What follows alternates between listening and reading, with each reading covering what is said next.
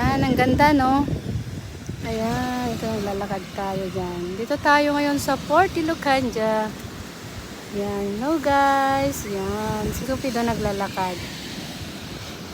May nakita ka? Meron? Ay? Meron ka nakuha? Ay? Ang ganda ng paligid, oh. Tingnan nyo. Ayan. Malapit lang kami dito, guys. Yan na, oh. Ang ganda.